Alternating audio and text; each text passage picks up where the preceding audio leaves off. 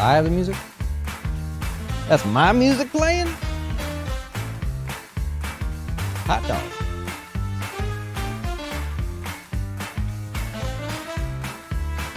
Hey, welcome to the Closing Beat, everybody. Happy Tuesday. How you doing out there? All is good, I hope. Welcome to our show. We cover the stock market here, and I try to teach you stuff that's new and interesting there. Lately, we've been focused on inflation. Inflation is, of course, still a concern, but it's a concern, it's more of a forward concern, right? The current concerns are no longer inflation because that data is out of the way, right? So we have earnings to look at. We've got the dollar. I'm going to teach you something about the dollar here in just a little bit. We got housing data that came out today, and basically everywhere but the Northeast, housing sentiment is down, which is a good thing, by the way. Why would that be a good thing? Because one of the measurements that the Fed uses for inflation is house prices. Well, if sentiment is lower, single-family home builders, they're like, oh man, why are we going to build a house? Nobody's going to buy this at 7% interest rate, at least for now. That means house prices are coming down, incentives are going up, right? Price cuts are going down, or going up, I guess, right? So that's a good thing for the stock market. It means the inflation war that we're fighting there is actually winning and doing pretty good there. I actually shared this. We'll go over here and just take a look. This is our notes from Jazz that we send to clients every week. And if we go down, I believe it's this one here. Yeah, here's a visual look at inflation. So I'll pull this up so you can see it a little bit. Maybe not the best there. Yeah, it's good enough. All right, so here's where we came from in June, right? Inflation spiking. Oh my gosh, this is crazy, man. Look at all this inflation. And then now you look at it and you say, well, look, it's high. I give you that. But we peaked at 9.06, 852, 826, 820. So we're not necessarily falling at the pace that you would prefer to fall at, and I would prefer. But we have at least peaked. Leveled? Flattened? Something? Right? We at least stopped going up. So that's a perk, right? So when we talk about inflation now, we really have no other catalyst besides the Fed rate decision, which is like November 2nd or something, right? So it's right after Halloween. So that's more of a forward look. So the market's looking at everything in the short term that it can use to make decisions right now. Like I said, that's earnings, that's the dollar, that's how earnings are being, how previous earnings are being affected by the strong dollar there. So we'll cover all that there. The charts, here we go. Let's look over at the S&P for the day. We broke an important upside level. We talked about this already. Breaking the downtrend, it's very close, by the way, but breaking the downtrend here in the ultra short term is a good sign, right? It's a good sign for any investor that's looking for, just give me something that the market's going to bounce. Beautiful, right? That's the first steps right there. Now, looking forward, where we would actually go, bigger picture, I don't know that this is going to happen. You're up in here, right? So I'm going to extend this guy, right? Technical traders are going to look right there, right? Which is basically the 200-day moving average at the moment. So big momentum to the upside. I don't know that that happens, but that would be the next stopping point in the short term. This downtrend is too short for the Fibonacci traders to get excited about it. It's not big enough. It was too steep and too short of a decline there, so no worries about that. Now, the dollar is still a concern. I mentioned that just a minute ago. The dollar definitely a concern. Lower today, obviously, it could be giving you a lower high, so we're happy to see that there. Earnings season, of course, the danger that could stop all the excitement. We started off strong, right? Earnings season started off really strong, looking good. Today wasn't as good. Netflix, of course, after hours is a different story there. But what we're looking at when we talk about the dollar is what I taught you guys a week and a half ago, right? That if a company beats earnings expectations, well, we lowered expectations so far, right, that anything better than that is not so exciting. It's still not great, right? I think like 7% is the expected growth rate there. The problem is 30% of all S&P companies get earnings from outside the U.S. Well, if you get earnings from outside the U.S., you're getting it in that currency. And you say, well, we need to bring it to the U.S. At least some companies do, right? We want to bring the money to the U.S. Well, to convert your money to a dollar costs you money because the dollar is so strong. Other currencies are trading lower compared to the dollar. You get what we're saying there.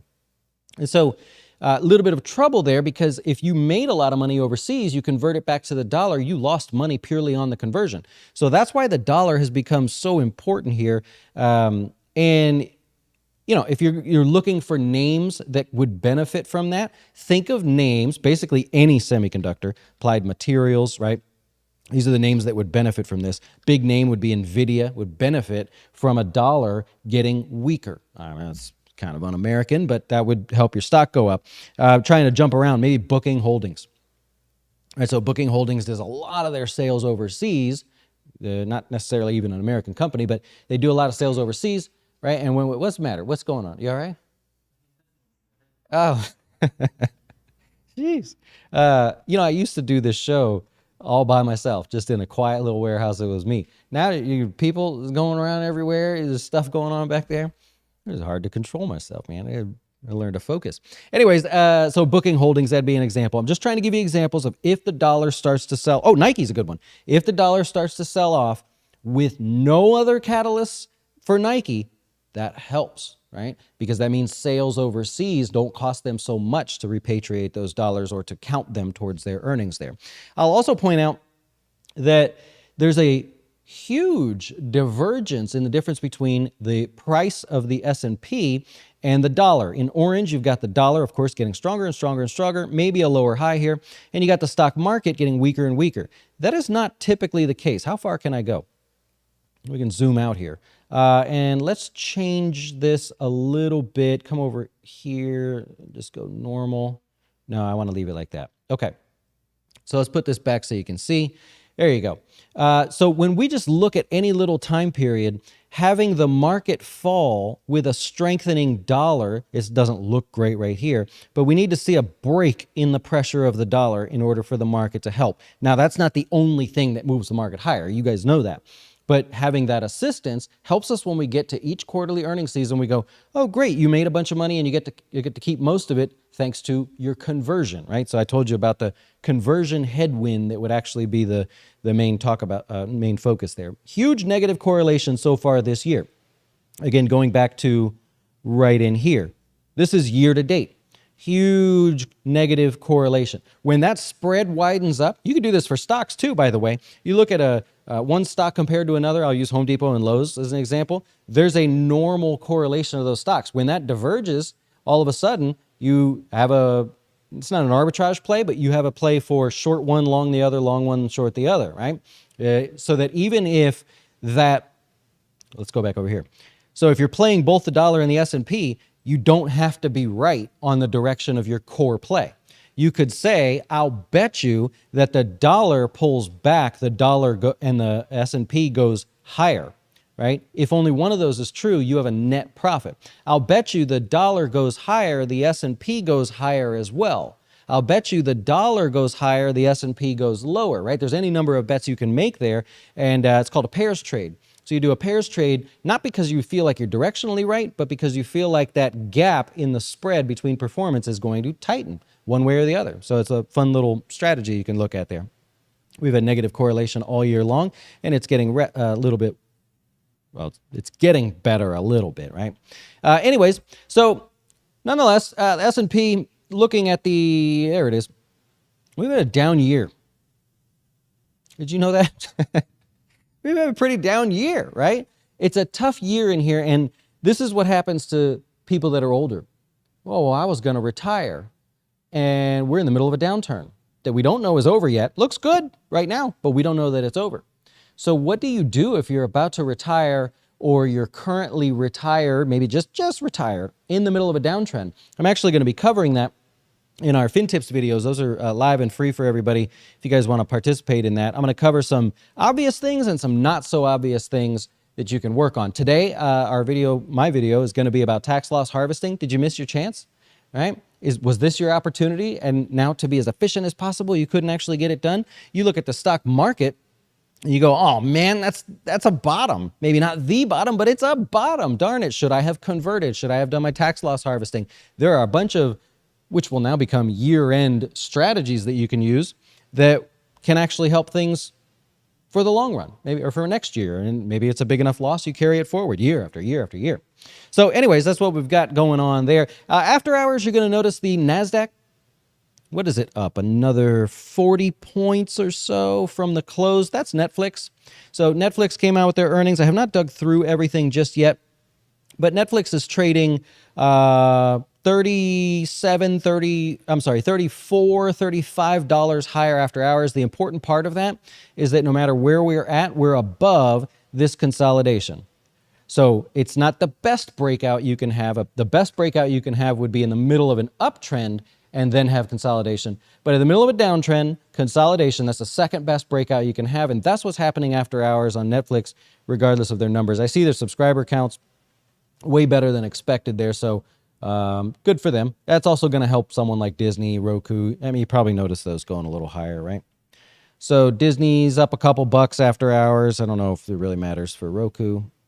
$1.50. You know, there's little bits there. So that's just sort of feeding from the table scraps that are Netflix's huge result there. Anyways, looking at the Dow, you got 470-something points there. Same thing, breaking a short-term downtrend. All is good there. Gold having really not much to do today with the movement in the dollar there. Bonds, a very small move. It did sort of flash to new lows and maybe put in a little tail there at the bottom. I'm not so sure about that one. What I do like is oil pulling back. I don't know that this is going to go to new lows. I don't feel strongly about that. But that's certainly the pace, and then or certainly could be the case. And then if we look over at every sector today, here's the excitement. Right? Industrials. There's your strength. Industrials off lows. Oversold. Basic materials, not quite as much, but in the same camp there.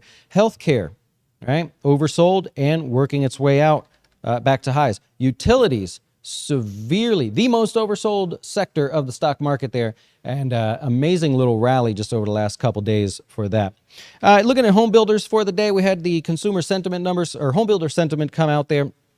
And this is a great example of expectations already being priced in. You know how I say that every once in a while? Like the bond market's already priced in more rate hikes than we actually already have and that are projected. Home builders. If we know home prices are going down, and we can see that, maybe besides the Northeast, and we know that home builder sentiment is way off expectations as of today. I think we posted like a 38. We're expecting like a 42. So if we know that's the case, why are we not hitting new lows? Right? What's going on there?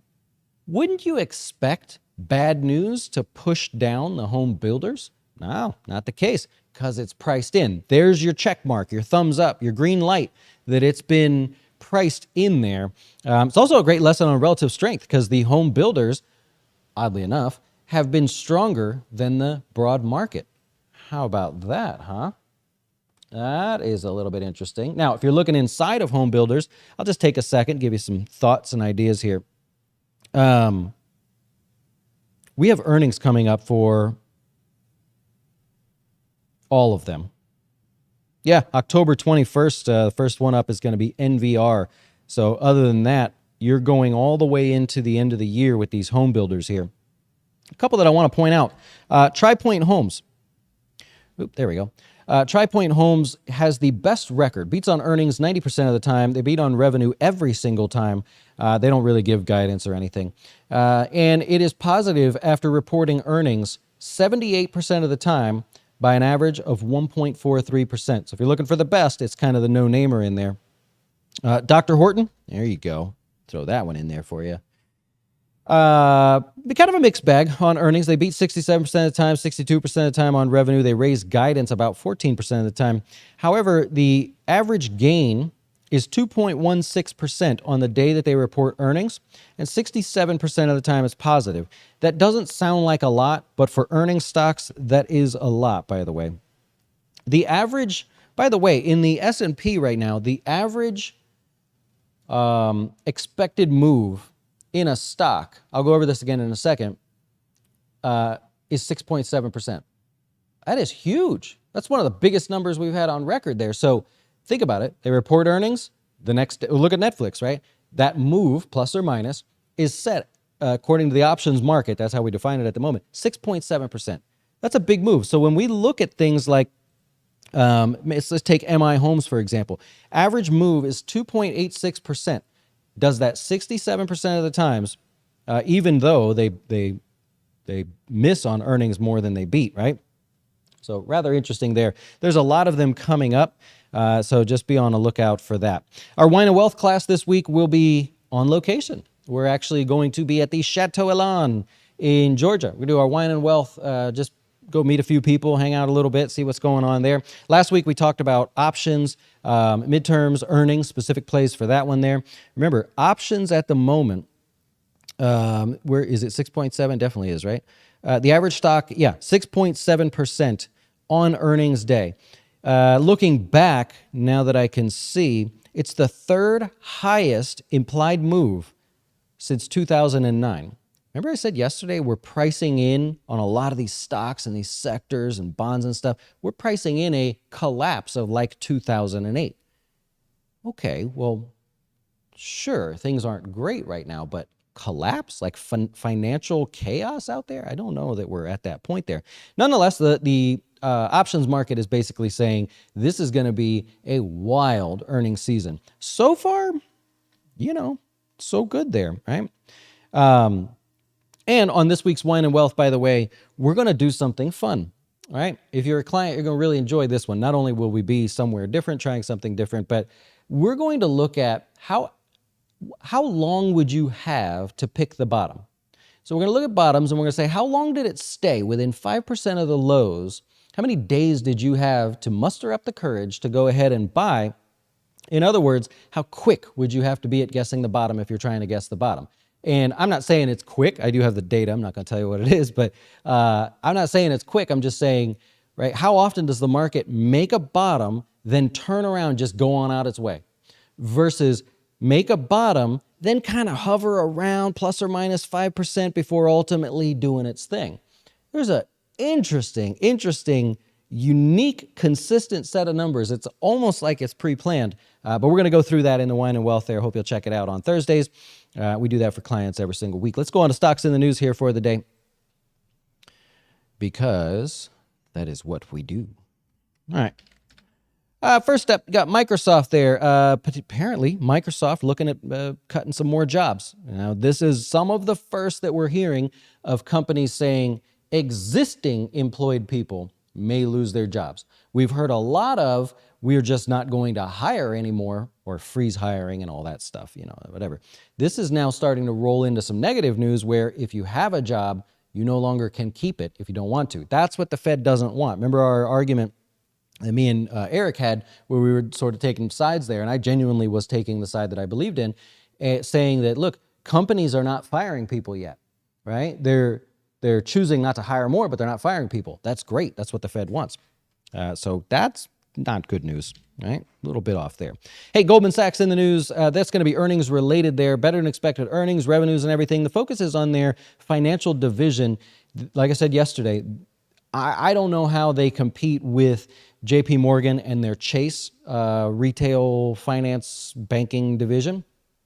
And basically Goldman Sachs has said, we're just going to not do it, right? We're going to take that division and we're going to move it on over to our wealth management division there. They're just openly not going to try to publicly get you to go through all of that. They have some amazing products, but it's really competitive, right? The amount of money it takes to get people to see those products, get excited about it, and be educated on it's very tough. So we're taking care of that here. We're going to get access to all of that for our clients. I'm excited. I will take your table scraps, Goldman Sachs. Don't be afraid to call me. It's all good. Hasbro, this was one of the ones where I said, okay, earnings started off with a bang. Not so good with them, with Hasbro. They have a lot of inventory. That's the problem, as I was digging through that, because I like toys. I like to read about that stuff. Kept their guidance the same, but their guidance is not amazing. And they basically missed on earnings and everything across the board there. So tough one for them. It's been tough sledding for a while for them. State Street, now we're getting into the regional banks. So we had the large banks report. Now we're getting into some of the regional banks. Better than expected earnings there. Net interest income higher, and overall fees were not down as much as predicted. Same with Truist Financial, by the way. Still a little down day for them. They had no real excitement in forward guidance going forward. They're doing better than State Street at the moment, but as a company, but not nothing great there for them. Other things that I could report to you: earnings tomorrow. By the way, we have the Beige Book tomorrow, but we have 1, 2, 3, 4 Fed members speaking tomorrow. So they're not letting up, right? You know how I tell you that every once in a while? They're not letting up out there. Tomorrow, we've got Abbott Labs. Oops, it's not going to be right. let's go back over here. Oh, it came up. Abbott Labs is reporting. You have Procter & Gamble, Travelers Insurance. Just take a look while we're talking about these. Travelers Insurance, obviously much more strength in the broad market. IBM reporting, usually a snoozer for traders and people that are looking to add to positions there. And Alcoa. Alcoa, fun fact, used to be what started off earnings season. We would all wait for Alcoa, and then that was the celebratory start of earnings season. No longer the case.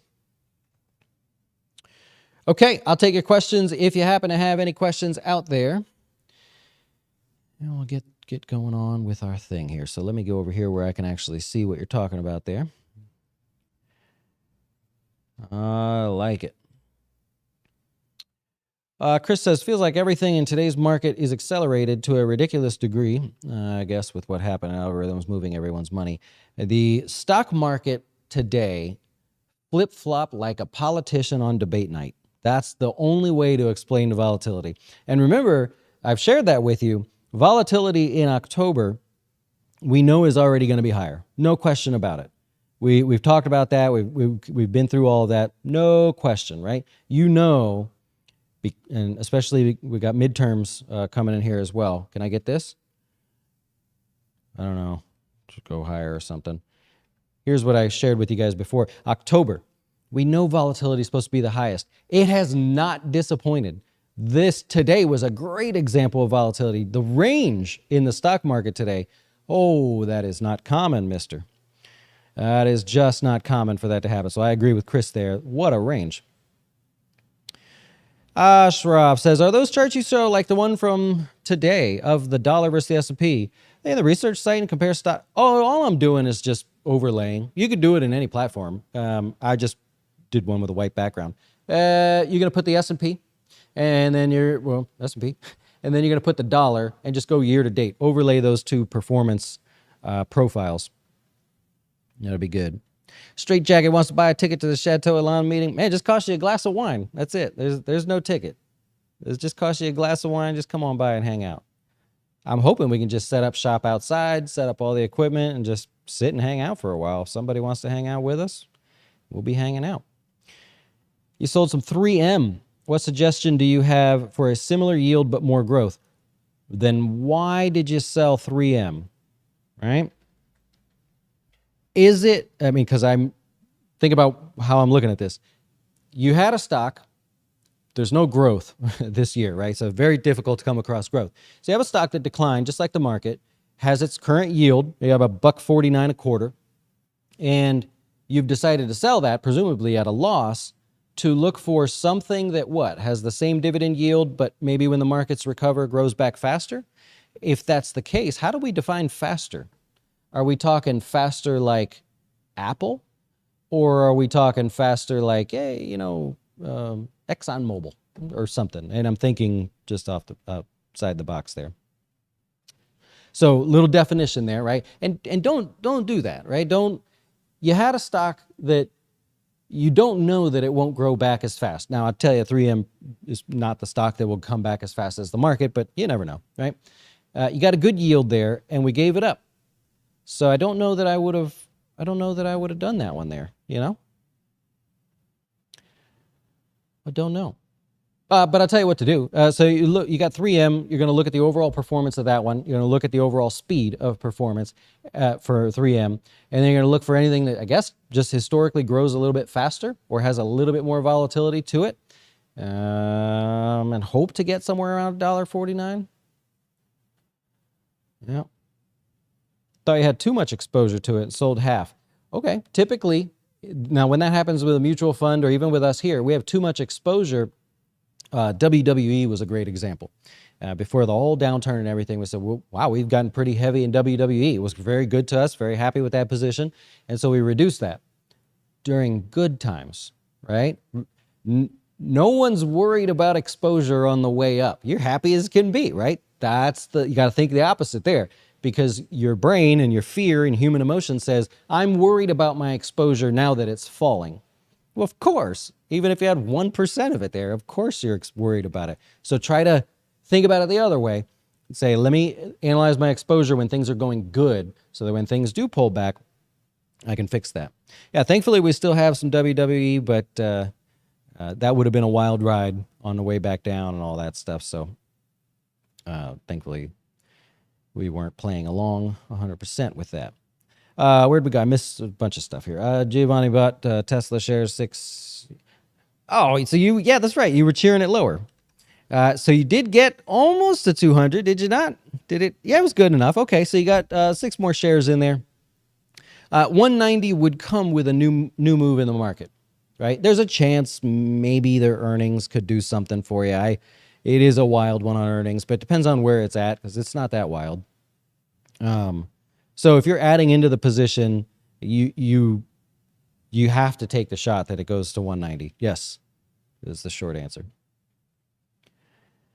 Has Vince stepped down? Yeah, I'd be curious to know what the end result of. I think they're still investigating it, but what an interesting thing, because you're kind of like, was that all real? It was real. It definitely was. But at the time that it came out, I'm like, is this just WWE play or is this real life? And turns out it's real life. With the Macau visitation beginning to recover slowly, casino stocks will follow. I've seen a lot of changes on Las Vegas Sands in terms of ratings, analysts changing their ratings. So I haven't looked into it further than that, but I know the sort of, what do they call it, destination attendance or something like that has slowly been recovering, yes. We had a great debate and we didn't put anything on the line. Need a bet?